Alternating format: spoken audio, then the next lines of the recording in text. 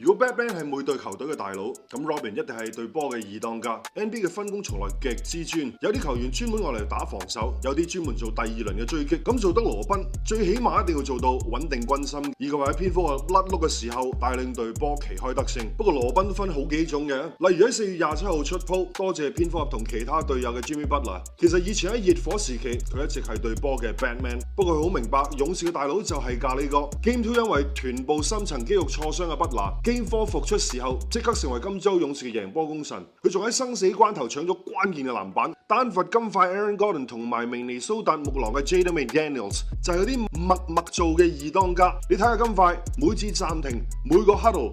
哥頓都係隊中最 vocal 最多嘢講嗰個。第一 round Game 4 Jokic 大針嗰球，第一時間補籃入波嘅 Aaron Gordon 就係金塊反勝嘅關鍵人物。木狼嘅 Jaden McDaniels 一樣係嗰啲唔聲嚇你一驚嘅球員，負責全場 mark 住湖人 Batman Luka Doncic， 仲好氣好力攞30分為木狼贏波。難怪賽後記者會度，木狼球星 Anthony Edwards 話：球隊贏波關鍵只有2個字 Jaden McDaniels。唔知其他球迷有邊啲心水嘅羅賓？